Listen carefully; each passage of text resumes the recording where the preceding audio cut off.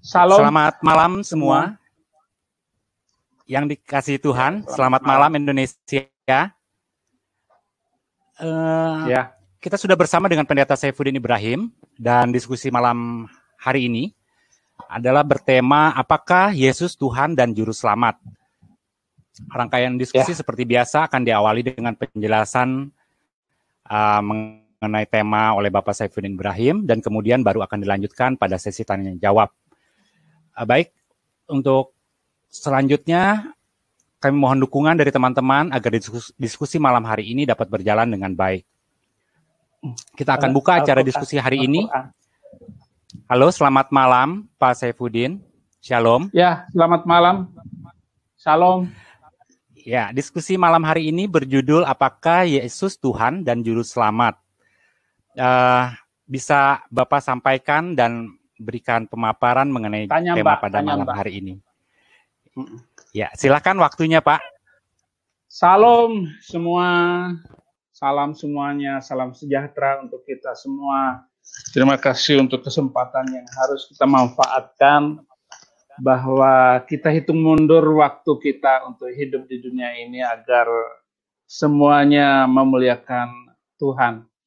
Saudara-saudara, tema malam hari ini karena begitu banyaknya saudara-saudara Muslim, saudara-saudara non-Muslim, bahkan orang Kristen sendiri mempertanyakan siapakah Yesus itu, apakah dia Tuhan atau Nabi atau manusia biasa. Nah, di dalam Alkitab itu sudah jelas bahwa Yesus itu Tuhan dan Juru Selamat, dan bahwa Al-Quran juga yang menyebabkan saya begitu getol dan sangat mempercayai sampai sekarang ini Yesus Tuhan dan Juru Selamat karena Al-Quran itu sendiri. Al-Quran menempatkan Yesus atau Isa Al-Masih itu sebagai tokoh sentral. Pertama, Isa Al-Masih itu ditempatkan sebagai Ulul Azmi, yaitu Nabi yang berpengaruh di dunia ini. Nabi besar itu, Ulul Azmi itu Nuh, Ibrahim, Musa, Isa, dan Muhammad ditempatkan juga sebagai Ulul Azmi, 5 nabi yang berpengaruh besar. Kemudian kenapa Al-Quran itu menggugah perasaan saya untuk sampai saya mempelajari dan sampai saya mempercayai Yesus sebagai Tuhan dan Juru Selamat? Itu karena Al-Quran sendiri mengatakan bahwa Isa Al-Masih itu terkemuka di dunia dan di akhirat. Bukan nabi lain dan bukan ulul azmi yang lain. Hanya Isa Al-Masih yang dikatakan oleh Al-Quran sebagai yang terkemuka di dunia dan di akhirat. Kenapa bukan yang lain? Kenapa bukan Nabi atau bukan Muhammad itu sendiri sebagai yang terkemuka di akhirat? Hanya mengatakan Muhammad adalah teladan. Hanya mengatakan Muhammad rahmatan lil alamin. Tetapi yang terkemuka di dunia dan di akhirat adalah Isa Al-Masih, Yesus Kristus. Ini yang melandasi kalau Yesus itu adalah yang terkemuka di dunia dan di akhirat. Itu berarti dia mempunyai pengaruh yang luar biasa di dalam kehidupan di dunia ini dan juga di akhirat. Bahkan yang akan datang sebelum hari kiamat yaitu Isa Al-Masih. Itu yang akan menjadi hakim yang adil. Hakaman adilan. Hakim yang adil adalah Isa Al-Masih, Yesus Kristus. Nah, kita baca di dalam Quran surat An-Nisa, surat Ali Imran ayat 40 45. Ayat 45. Ketika para malaikat berkata, wahai Maryam, sesungguhnya Allah menyampaikan kabar gembira kepada tentang sebuah kalimat. Kalamullah. Dari Allah. Yaitu seorang putra namanya Al-Masih, Isa putra Maryam. Seorang terkemuka di dunia dan di akhirat. Termasuk orang-orang yang wa minal muqarrabin. Orang-orang yang didekatkan. Begitulah kedudukan Isa Al-Masih baik di dunia maupun di akhirat. Itu. Dan sekarang sudah 2000 tahun yang lalu sampai sekarang Yesus Kristus tetap terkemuka di dunia dan di akhirat. Kalau begitu, siapakah Yesus Kristus? Jika demikian, siapakah Yesus Kristus? Nah, ini dari Al-Quran sendiri. Dan yang akhirnya mengokohkan iman saya dan percaya banget dengan Isa Al-Masih sebagai Tuhan dan Juru Selamat. Yang kedua, Yesus Kristus itu penuh dengan mukjizat. Mukjizat-mukjizat yang dilakukannya itu luar biasa. Dan sebagai Rasul kepada Bani Israel, ini Al-Quran, aku telah datang kepada kamu dengan sebuah tanda dari Rob, yaitu aku membuatkan bagimu dari tanah berbentuk seperti burung, dari tanah liat berbentuk burung, kemudian ditiupkan dan terbang. Gitu. Insan Mokoginta waktu debat dengan saya, itu kan seizin Allah. Gitu.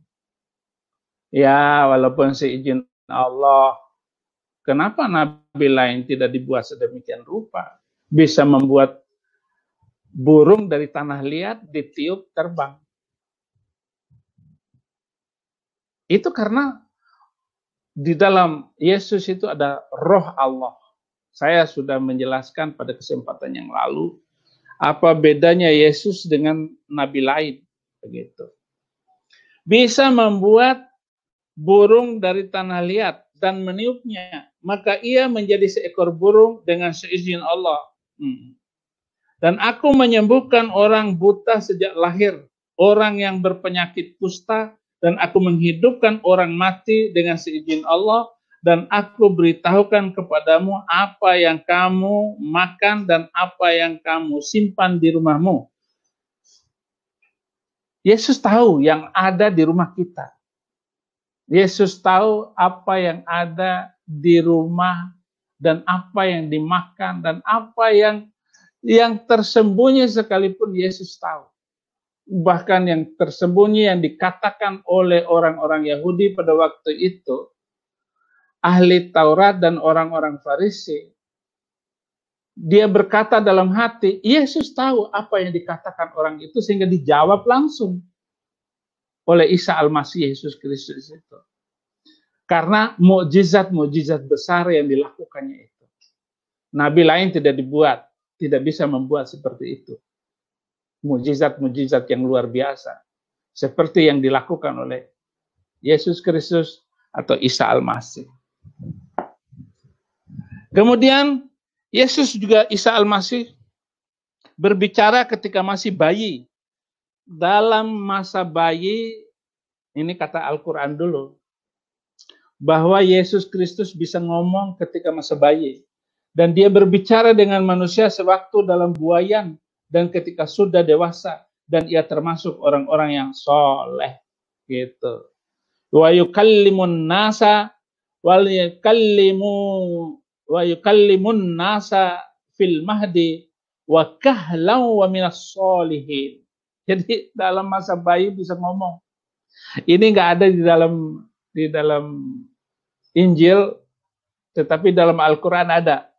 Gitu. Tidak diceritakan bahwa Yesus ngomong ketika masa bayi, tetapi dalam Al-Quran dikatakan seperti itu. Jadi Al-Quran sendiri bersaksi dan berbicara dengan luar biasa tentang Isa Al-Masih, Yesus Kristus yang membuat saya akhirnya masuk Kristen. Kemudian, apa yang dikatakan oleh Al-Quran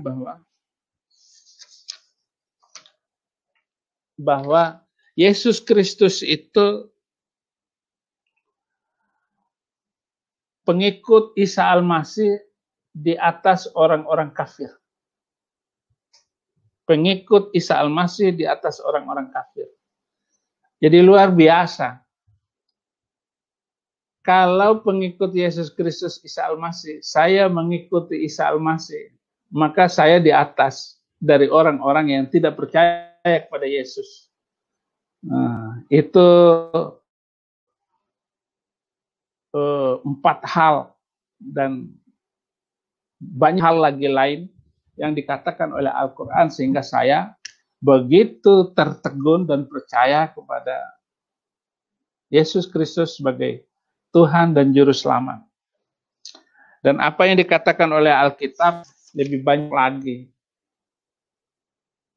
Misalnya Yohanes 11 ayat 17 gitu. Misalnya luar biasa ya. Yohanes 11 ayat 17.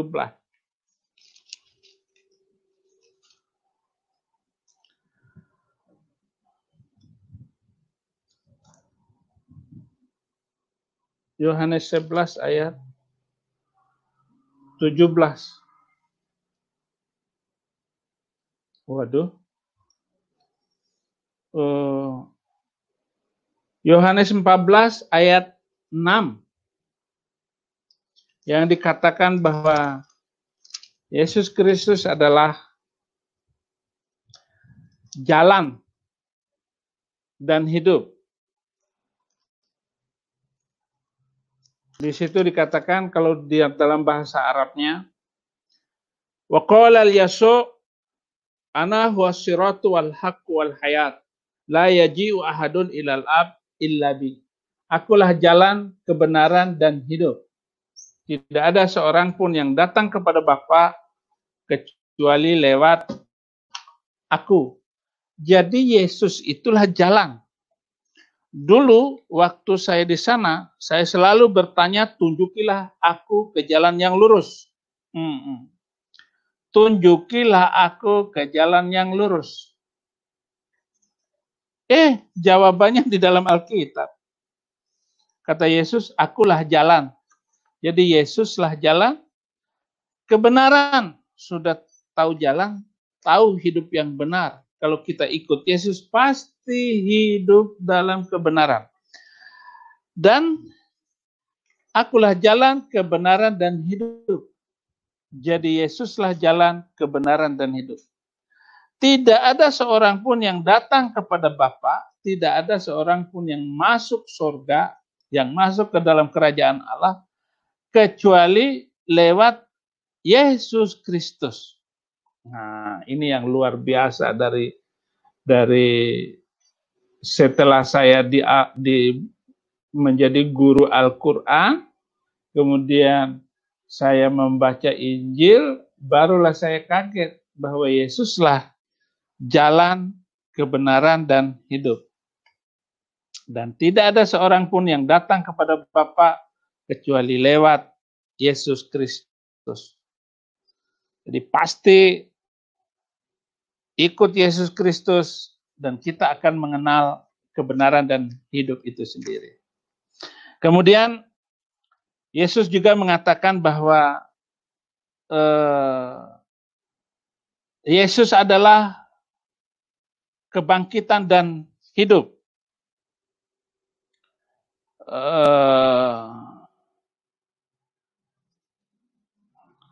Yohanes, tolong Yohanes 11.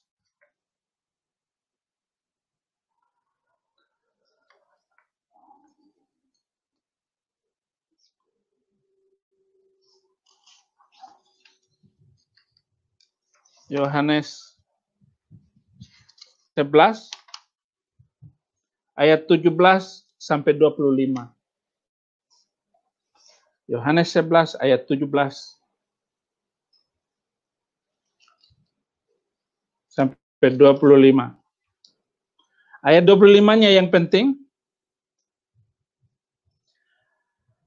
Tetapi sekarang pun aku tahu bahwa Allah akan memberikan kepadamu segala sesuatu yang engkau minta kepadanya. Kata Yesus kepada Marta, saudaramu akan bangkit. Kata Marta kepadanya, aku tahu bahwa ia akan bangkit pada waktu orang-orang bangkit pada akhir zaman. Tetapi jawab Yesus, akulah kebangkitan dan hidup. Barang siapa yang percaya kepadaku, ia akan hidup walaupun ia sudah mati. Nah, pada ayat yang ke-25 ini, Yohanes 11 ayat 25, Yesus mengatakan, akulah kebangkitan dan hidup. Jadi dia tetap hidup, walaupun ia sudah mati. Nah, itu ya, ayat ini berkaitan dengan Lazarus yang dibangkitkan, sudah 4 hari dalam kubur, Yesus memanggil Lazarus keluar dari kuburnya itu dan hidup lagi, gitu. Maka Yesus menunjukkan kepadanya, akulah kebangkitan dan hidup. Yesuslah kebangkitan dan hidup. Jadi kalau kita percaya kepada Yesus, maka kita akan bangkit dan hidup kembali. Jadi tidak ada orang Kristen yang mati, kecuali dia pasti bangkit karena percaya kepada Yesus Kristus. Ini menunjukkan tidak ada nabi lain atau rasul yang lain yang mengatakan akulah kebangkitan dan hidup. Karena 3 hari kemudian setelah Yesus dikuburkan, dia bangkit hidup kembali dari antara orang mati. Jadi tidak ada orang lain, tidak ada satu-satunya orang yang mati dan bangkit hidup kembali, hanya Yesus. Dan hidup sampai sekarang. Hidup sampai selama-lamanya. Ini alasan yang kedua, bahwa Yesus telah kebangkit dan hidup. Kemudian di Wahyu 1 ayat 17 itu, Yesus mengatakan, akulah yang awal dan yang akhir. Yesuslah yang awal dan yang akhir. Ana huwal awwalu wal akhir. Akulah yang awal dan yang akhir. Jadi kalau begitu Yesuslah yang awal dan yang akhir. Kalau dia mengatakan yang awal dan yang akhir, terus siapa dia Yesus? Ya dialah Tuhan. Iya. Cari ayat di mana-mana pun. Ya pasti kita akan ketemu Yesuslah yang awal dan yang akhir. Di Wahyu 1 ayat 17. Ketika aku melihat dia, tersungkurlah aku di depan kakinya, sama seperti orang yang mati. Tetapi ia meletakkan tangan kanannya di atasku, lalu berkata, jangan takut, akulah yang awal dan yang akhir. Jadi orang Kristen tidak perlu takut dengan apapun, karena percaya kepada Yesus, maka kitalah yang orang yang sama, seroh, serupa dengan Yesus Kristus, bahkan di dalam kematian sekalipun. Paulus berkata, aku mau serupa dengan Kristus. Karena dialah yang awal dan yang akhir. Jangan menyepelekan keyakinan dan cinta kepada Yesus Kristus. Kemudian poin yang selanjutnya pada Wahyu 1 ayat 18. Wahyu 1 ayat 18. Akulah yang awal dan yang akhir di ayat 17 dan ayat 18 dan yang hidup. Aku telah mati, namun lihatlah, aku hidup sampai selama-lamanya. Sampai selama-lamanya. Al-Quran mengatakan sama bahwa Yesus hidup, bangkit dari kematiannya, hidup selama-lamanya. Lalu saudara-saudara kita berkata bahwa Masa Tuhan mati? Memang Tuhan mati, tetapi kamu tidak melihat ayat bahwa dia hidup kekal selama-lamanya. Sama seperti yang ditulis di dalam An-Nisa ayat 158, diangkat ke atas. Sampai sekarang tidak ada, setelah diangkat, tidak ada keterangan di dalam Al-Quran bahwa Yesus mati setelah itu. Tetap hidup sampai sekarang. Nah, inilah kekuatan yang luar biasa yang menjadi inspirasi saya untuk berjuang membela Injil, berjuang memberitakan Injil, berjuang untuk memperbanyak orang-orang terima Yesus Kristus sebagai Tuhan dan Juru Selamat. Kemudian mungkin perlu juga bahwa dia hidup selama-lamanya, bahwa Yesuslah pemegang kunci maut dan yang memegang kerajaan maut. Wahyu 1 ayat 18. Dan aku memegang segala kunci maut dan kerajaan maut. Yesuslah yang memegang segala kunci maut dan yang memegang kerajaan maut. Tidak ada hal yang luar biasa, jaminan yang pasti, kecuali apa yang telah dikatakan oleh Yesus Kristus bahwa dialah yang awal dan yang akhir, dialah yang memegang kunci maut dan segala kekuasaan dan kerajaan maut sudah ada, sudah dipegang, dan maut itu sudah tidak punya sengat lagi. Bagi orang yang percaya, yang tidak menyayangkan nyawanya sekalipun, dia akan mendapatkan nyawanya. Yesus berkuasa untuk mengambil nyawanya, dan Yesus juga berkuasa untuk hidup kembali dan memegang nyawanya itu sendiri. Berarti sebagai manusia, Yesus menunjukkan hal yang luar biasa. Sebagai Tuhan, tidak usah ditanyakan lagi bahwa Yesus adalah Tuhan dan Juru Selamat. Kepastian-kepastian dan ucapan-ucapan Yesus Kristus itu sudah sangat luar biasa sekali, sehingga tidak ada keraguan sedikit pun untuk mengatakan Yesuslah Tuhan dan Juru Selamat. Demikian penjelasan singkat saya. Tuhan Yesus memberkati. Baik, terima kasih Pak Pendeta Saifuddin atas penjelasan dan pemaparan yang sudah Bapak sampaikan. Puji Tuhan, kita sudah dengar bersama. Semoga boleh menjadi berkat bagi kita semua apa yang tadi sudah dipaparkan. Sekarang kita akan membuka untuk sesi tanya jawab bagi teman-teman yang ingin bertanya dan berdialog langsung dengan Pendeta Saifuddin Ibrahim, dapat mengikutinya. Link disertakan di kolom chat dan deskripsi ya. Bisa masuk. Dan untuk itu perlu diingatkan juga, pertanyaan mohon hanya untuk yang sesuai dengan tema pada diskusi pada malam hari ini. Jadi bila ada yang tidak sesuai, kami mohon maaf, mungkin akan kita mute atau dikeluarkan dari ruang diskusi. Kemudian juga kita batasi untuk pertanyaan, dibatasi 2 pertanyaan untuk masing-masing peserta yang mau bertanya. Baik, kita akan mulai dengan Naruto ya. Selamat malam. Halo, selamat malam. Ya, selamat malam. Ya. Silakan, Pak. Shalom, Pak Saifuddin. Pendeta Saifuddin. Iya, langsung aja ya. Saya mau maaf, seribu maaf. Mau meluruskan saja.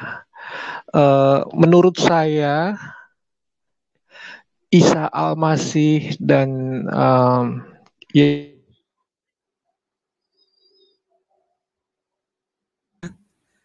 Iya. Koneksi hilang ya. Halo. Yesus Kristus. Naruto. Pak. Halo, malam Pak. Oke. Kita next dulu. Sinyalnya hilang mungkin. Ya. Kita next dulu dengan Soldier of God. Soldier of God. Selamat malam. Waduh, tentara Allah. Ya, Soldier of God. Selamat malam. Ya. Yesus Kristus. Ya. Halo. Suaranya kurang jelas nih, Pak. Halo. Mungkin YouTube-nya dimatiin dulu, Pak. YouTube-nya. Sinyalnya hilang mungkin. Ya. Dulu dengan Soldier of God. Soldier of God. Selamat malam. Malam moderator. Selamat malam Pak Pendeta. Selamat malam Pak Pendeta. Kedengaran? Masih feedback nih Pak. Tolong dikecilkan suaranya YouTube-nya. Ya, kedengaran suara saya? Ya, silakan. Ya. Ini Pak Pendeta, saya mau tanya, di dalam, kalau saya sih sudah yakin bahwa Yesus ada Tuhan karena ada banyak perkataan Yesus, baik itu secara langsung, eksplisit maupun non eksplisit, yang menyatakan bahwa Dia adalah Bapa itu sendiri, ya kan? Sama seperti aku dan Bapa adalah satu, Bapa dalam aku dan aku dalam Bapa. Banyak hal itu. Ya. Nah, ya. Jadi memang sebenarnya tidak perlu diragukan lagi, ya kan, ketuhanan Yesus itu kan, bahwa Yesus Kristus adalah Tuhan dan Selamat. Tidak perlu diragukan lagi. Bahkan saya lupa di dalam Quran juga kan, saya lupa di mana tuh, ya kan, tunjukkanlah kami jalan yang lurus itu, ya kan, Shiratul Mustaqim, ya kan. Nah, di dalam Alkitab Yesus mengatakan akulah jalan, kebenaran dan hidup itu sendiri, ya kan. Nah itu, kalau memang dia jalan. Nah, tetapi Pak Pendeta, kadang-kadang banyak juga orang bertanya, ya memang ada hal-hal di dalam Alkitab, sebenarnya bukan Yesus tidak mau mengatakan akulah Allah, karena dalam tradisi orang Yahudi, ya kan, barang siapa dia mengaku Allah, dia sedang menghujat Allah, kan itu. Makanya ketika Yesus diperhadapkan di dalam pengadilan, ya kan, Pontius Pilatus mengatakan aku tidak menemukan kesalahan pada orang ini. Lalu dilontarkan kepada apa kesalahannya? Lalu orang-orang pada saat itu mengatakan ia sedang menghujat Allah. Nah, itu. Jadi memang ada hal-hal di dalam Alkitab, ya kalau kita lihat, dan ini yang seringkali dipertanyakan oleh kaum Muslim, ya kan, seolah-olah ada kontradiksi, ya kan, terlebih tentang utusan, ya kan, dia yang mengutus aku. Jadi pemahaman mereka itu seolah-olah Yesus itu hanya utusan saja, ya kan. Nah itu.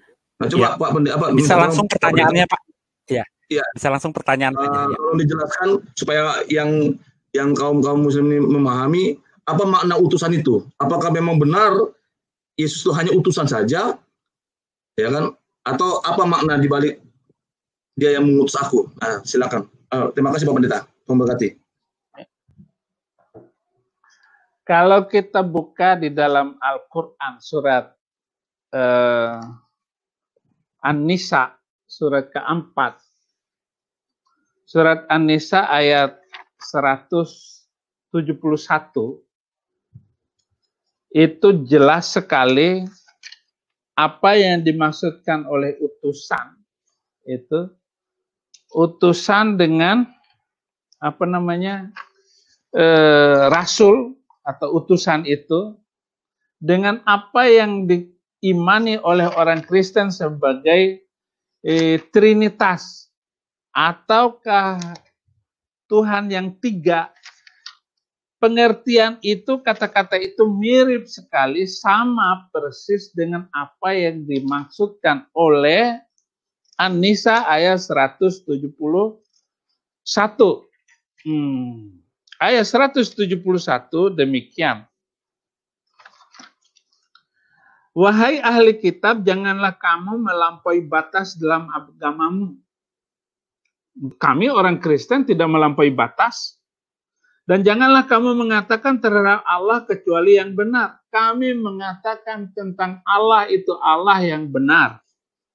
Sesungguhnya Al-Masih putra Maryam itu adalah utusan Allah. Benar, dia utusan Allah. Aku diutus, kata Yesus, aku diutus Bapakku.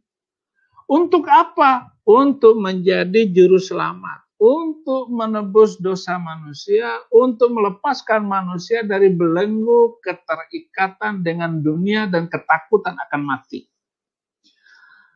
Itu namanya utusan. Jadi bukan utusan seperti nabi biasa, seperti nabi-nabi yang lain. Itu diutus oleh Tuhan, tetapi Yesus utusan yang berbeda. Karena dia harus mati di atas kayu salib dan harus menebus dosa manusia. Itu namanya utusan.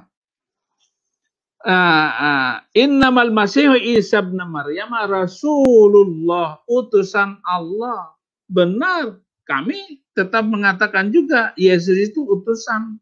Karena di Alkitab banyak sekali tentang utusan itu.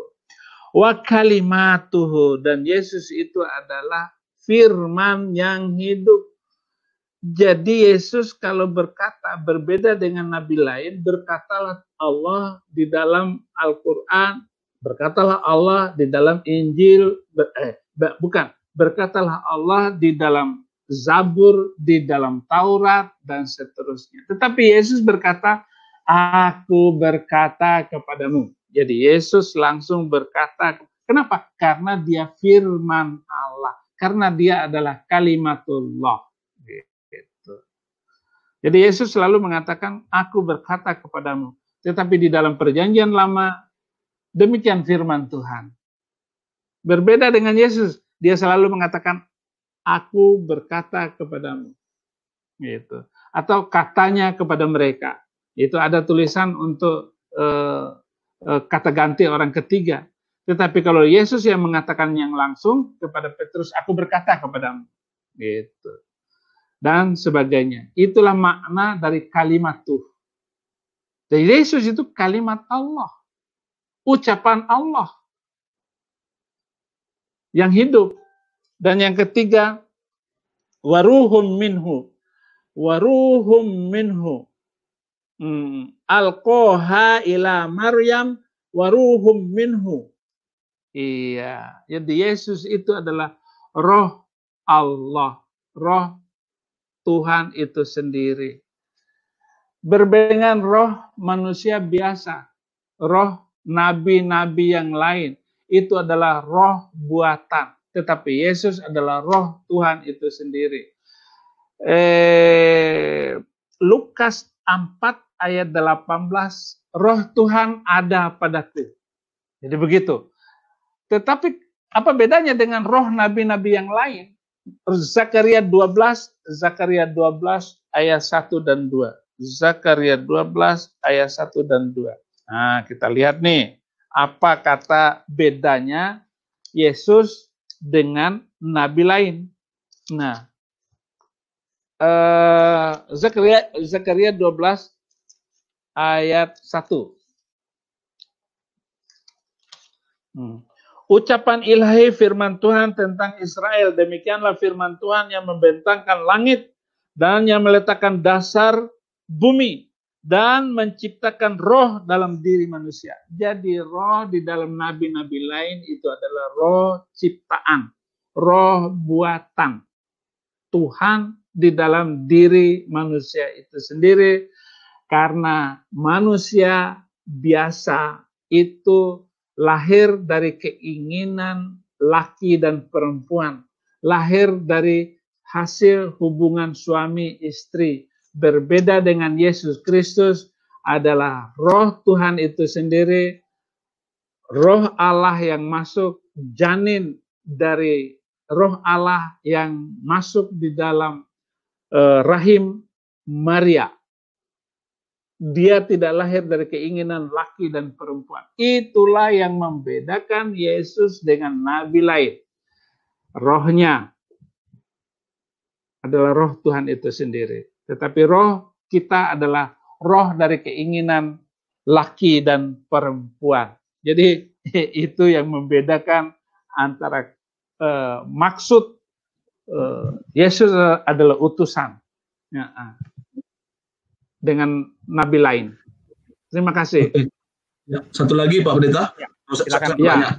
Singkat saja ya Pak. Ya, silakan. Ya, di dalam Quran kan, saya lupa di surah mana, itu kan kita kan sebagai orang Islam kan mempercayai Allah Tritunggal.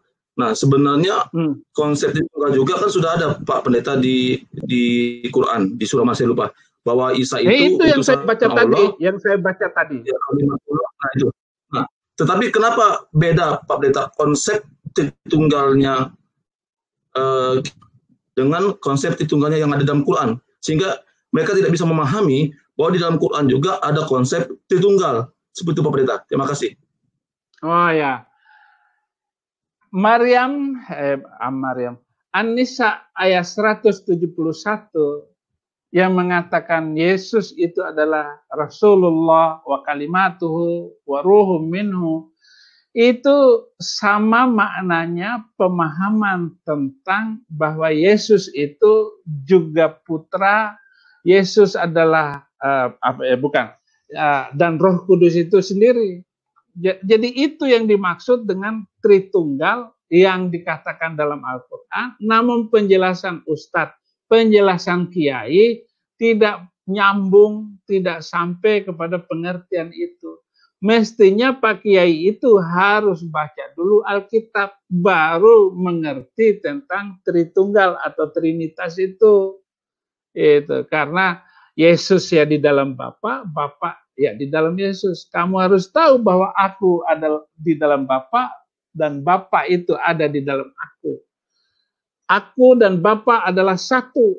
Begitu ayat yang tegas di dalam, dan itu bukan samar-samar.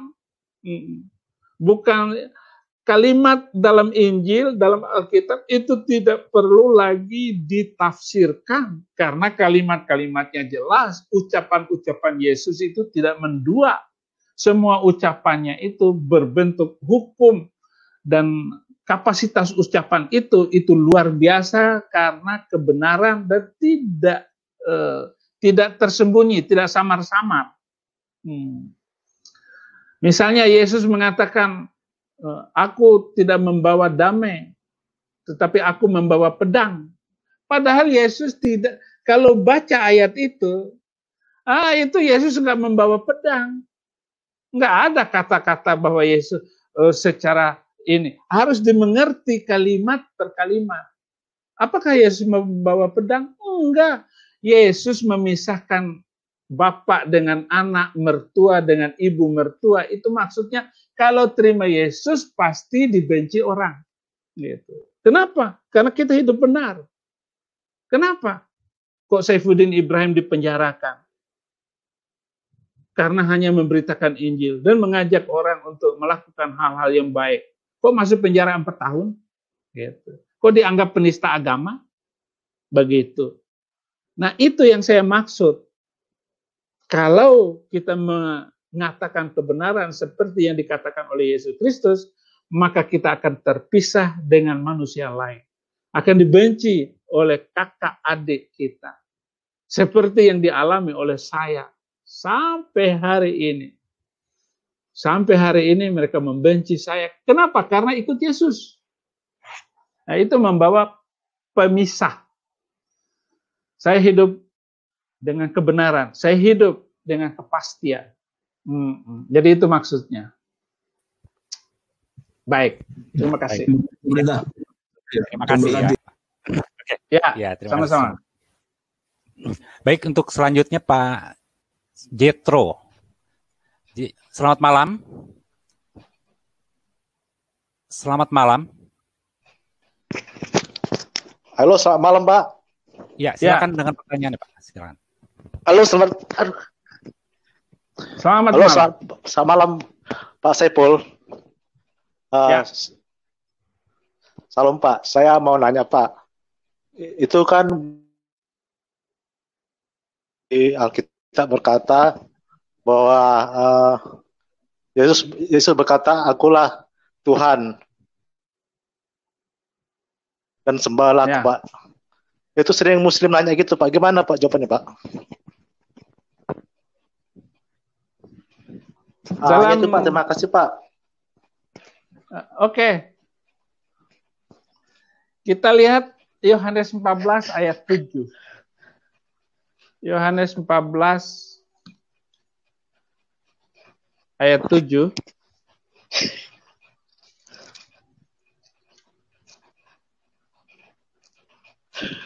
Ekspor.